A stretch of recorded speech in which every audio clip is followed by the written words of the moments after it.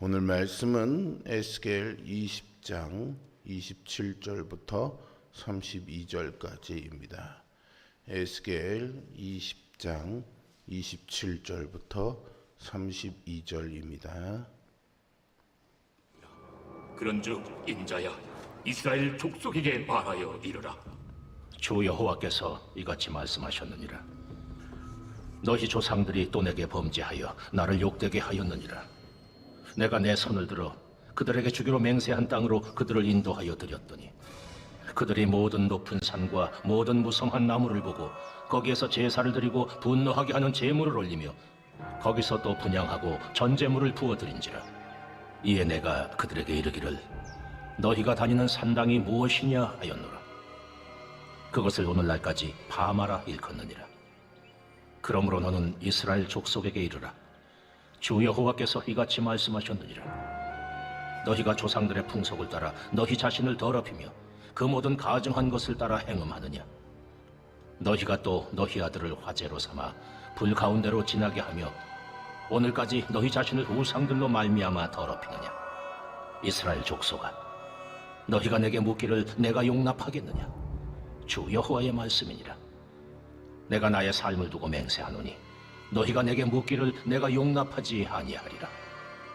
너희가 스스로 이르기를 우리가 이방인 곧 여러 나라 족속같이 되어서 목속을 경배하리라 하거니와 너희 마음에 품은 것을 결코 이루지 못하리라. 아멘. 목불인견이라는 말이 있습니다. 눈뜨고 참아 볼 수 없는 그런 끔찍한 광경을 가리킬 때 쓰는 말인데요. 본문의 이스라엘의 영적 상태가 바로 그랬습니다. 이스라엘 백성의 죄악은 마치 자동 재생되는 테이프처럼 반복됩니다.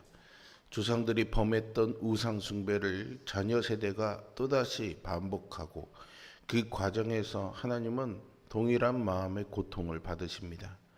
오늘 본문에서 우리는 하나님께 나아와 그 말씀을 찾으면서도 여전히 마음속 깊은 곳에서는 우상 숭배를 버리지 못한 자들의 이중적 태도를 나타내고 있습니다.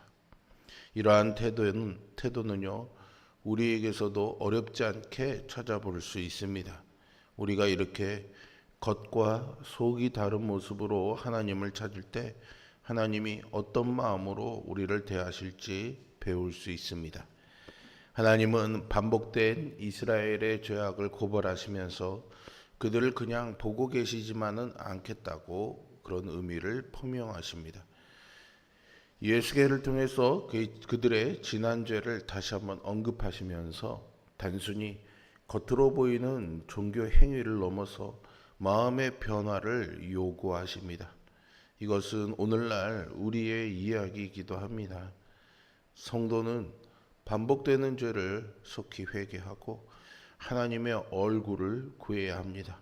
함께 오늘 말씀을 살펴보면서 하나님이 원하시는 것이 무엇인지 묵상하고 또 그것을 이루며 따르고 순종하는 삶을 사시기를 바랍니다.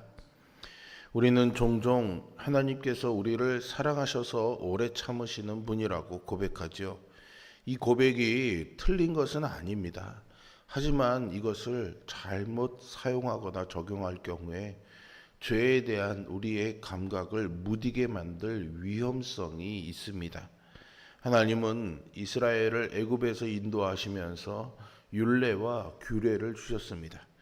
그들에게 안식일을 주시면서 나는 여호와다 라며 당신을 드러내시죠. 그러나 그들은 그것을 철저히 무시하고 하나님을 욕되게 했습니다. 그들이 이렇게 어리석게 행동한 이유는 자기들의 길이 옳다고 여겼기 때문입니다. 그래서 하나님은 에스겔에게 이스라엘 족속이 과거 조상들이 범하며 하나님을 욕되게 했던 사실들을 고발합니다. 그 중에 가장 대표적인 것이 바로 산당에서 이루어진 우상 숭배입니다. 이스라엘 백성은 조상들이 범한 죄를 답습해 계속 산당에서 우상에게 제물을 드리고 제사를 드려왔습니다. 산당은 원래 가나안 족속들이 산이나 언덕, 큰 나무 아래서 우상을 숭배하던 장소였습니다. 당연히 이스라엘은 이 산당들을 제거해야 했지만 오히려 그들의 우상 숭배를 그 자리에서 답습합니다. 물론 이스라엘이 가나안 족속들이 섬기던 신을 그대로 섬긴 것은 아닙니다. 다만 산당의 시설물과 우상 숭배에 사용하던 제사 방식을 그대로 가지고 와서 여호와 하나님을 섬긴다고 그렇게 제사를 드렸던 거죠. 이것은 여호수아의 가나안 정복 이후에 성전이 완성되기까지 오랜 기간 이어져 온 종교적인 풍습으로서 솔로몬도 성전을 짓기 전까지는 산당에서 하나님께 제물을 드렸을 정도로 이스라엘 가운데 깊이 뿌리 박힌 문제였습니다. 성전이 완성된 후에는 마땅히 산당 제사가 사라져야 했지만 유다의 왕들은 대중 속 깊이 뿌리 박힌 산당을 없애지 못했습니다. 바벨론의 침공으로 이방 땅에 끌려온 자들마저도 29절에서 보듯이 높은 곳, 즉 산당을 의미하는 바마에서 우상 숭배를 이어갔던 것이죠. 이는 그들의 기억과 정체성이 여전히 우상 숭배 문화에 젖어 있었음을 단적으로 드러냅니다. 반복해서 죄를 범하고 회개할 줄 모르는 것은 부지중에 저지른 실수가 아닙니다. 모르고 한 죄가 아니다라는 거죠. 그것은 의도적인 불순종입니다. 알면서도 그렇게 한 겁니다. 하나님은 그들을 바로 심판하실 수도 있었지만 당신의 이름을 위해 참으시고 오히려 은혜를 베푸셨습니다. 그러나 그 은혜를 우습게 여겼던 이스라엘 백성은 결국 하나님의 공의로운 판단을 피할 수 없었고요. 결국 하나님은 그들에게서 얼굴을 돌리십니다. 우리가 반복해서 죄를 짓는 이유는 죄를 짓는 순간 따라오는 쾌락에 길들여졌기 때문입니다.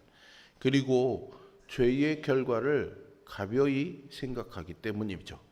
오늘날에도 입술로는 주님을 부르지만 생각과 행동은 불신자들과 다르지 않은 이들이 많습니다. 회개는 죄의 문화와 그 상징까지도 끊어내는 데까지 이르러야 합니다. 성도는 죄가 습관이 되거나 불순종하는 삶에 무감각해지지 않도록 늘 주님의 얼굴을 구해야 하겠습니다. 적어도 이 새벽 기도회에 나와 기도하는 여러분들은 이 말씀을 마음에 새기며 늘 주님의 얼굴을 향할 수 있기를 주님의 이름으로 축원드립니다. 하나님은 다시금 그들이 조상들의 가증한 풍속을 따라 행음한다고 30절에서 책망하십니다. 성경에는 우상 숭배가 간음, 행음이라는 표현으로 되어 있는 경우들이 많은데요. 이것은 이스라엘이 참된 남편 되시는 하나님을 배반했다는 의미임과 동시에 당시의 우상 숭배 제의가 매우 음란했기 때문입니다. 더군다나 이스라엘 가운데는 몰렉 숭배와 같이 우상에게 제물로 바치기 위해 자녀를 불사르는 인신공양에 가증한 일이 사라지지 않고 있었습니다. 사람을 제물로 삼는 행위는 하나님이 가장 싫어하시고 절대로 용서해서는 안 된다고 선언하신 악행입니다. 그런데 이렇게 하나님이 절대 용납하지 않으실 일을 버젓이 저지르면서도 이스라엘 백성들은 에스겔을 찾아와서 하나님이 자기들을 용납하실지 묻고 있었던 겁니다. 이에 하나님이 신앙적 정체성을 포기하고자 하는 그들의 태도를 지적하시죠. 사람들은 잔소리를 듣기 싫어합니다. 하지만 부모가 자녀에게 하는 잔소리는 전 자녀의 더 나은 삶을 위한 훈육이지 않습니까? 지나치게 간섭하고 자기 뜻대로 자녀를 좌우하려고 하는 잔소리는 자녀에게 독이 되겠지요. 하지만 자녀와의 관계가 친밀한 부모가 바른 지도를 위해서 하는 잔소리는 자녀에게 득이 되고 복이 됩니다. 하나님의 말씀을 듣고 순종할 때 이스라엘은 모든 민족 위에 뛰어나게 됩니다. 들어와도 복을 받고 나가도 복을 받습니다. 그러나 이스라엘 백성은 하나님의 말씀을 귓등으로도 들으려 하지 않고 불순종했습니다. 나무와 돌을 섬기는 이방인과 같이 되려 했고요. 언약 백성이기를 포기하는 선언까지도 함을 32절 상반절에서 발견하게 됩니다. 하지만 하나님은 32절 하반절에서 단호하게 말씀하시죠. 너희 마음에 품은 것을 결코 이루지 못하리라 라고 말입니다. 이 말씀은 우상을 숭배하며 하나님과 단절된 삶을 자유라고 생각하고 죄를 고집하는 자들에게 심판의 메시지가 됩니다. 그러나 그 심판 안에도요, 은혜가 담겨 있습니다. 우리 아버지이신 하나님은 절대로 우리를 악 가운데 두려워하시지 않기 때문이죠.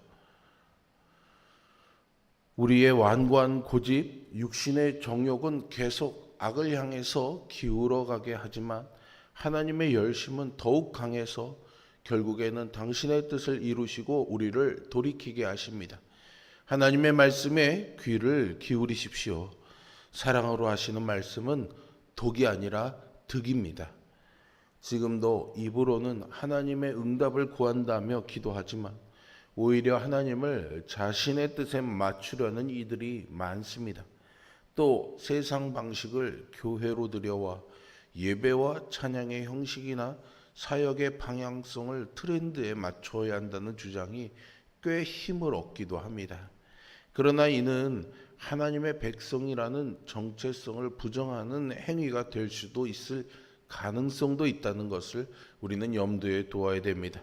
우리는 비록 세상 속에서 살아가지만 세상에 속하지 않은 자들이라는 사실을 절대로 잊어서는 안 됩니다. 하나님이 기도에 응답하시지 않는 대부분의 이유는 기도하는 사람의 마음이 정결하지 못하고 이중적이기 때문에 또는 하나님에게 순종할 의지가 없기 때문입니다. 우리에게 필요한 것은 하나님 앞에서 진실한 마음으로 서는 것, 그리고 모든 우상을 제거하고 주님 앞에 엎드리는 것입니다. 찬양의 가사처럼 주님 한 분만을 만족하면서 어떤 상황에서도 주님만을 섬기겠다는 마음이야말로 응답받기 위한 조건입니다. 이스라엘 조상들의 죄와 그들을 심판하실 하나님의 분노를 전해 들으면서도 가나안 세대들은 하나님이 은혜로 허락하신 가나안에서 조상들의 죄를 답습했습니다. 이러한 모습은 죄를 반복해서 저지르면서도 무감각해진 성도들에게 경종을 울리고 회개를 촉구합니다. 하나님이 목불인견이라고 탄식하시기 전 그분의 얼굴을 다시 구하는 회개의 삶을 통해 성도는 영적인 회복의 길로 나아가야 합니다. 이스라엘의 죄가 반복되고 있습니다. 조상 때나 지금이나 똑같습니다. 그러나 하나님은 여전히 말씀하시죠. 너는 지금 어디에 있느냐? 나에게로 돌아오고자 하느냐? 아담에게 질문하신 이래로 오늘까지 이어지는 질문입니다. 우리는 반복되는 불순종에도 불구하고 하나님이 오래 참고 기다리시는 은혜에 감사하며 돌이켜야겠습니다. 오늘 나의 자리가 어디인지를 물으시는 하나님을 기억하며 그 질문 앞에 정직하게 서십시오.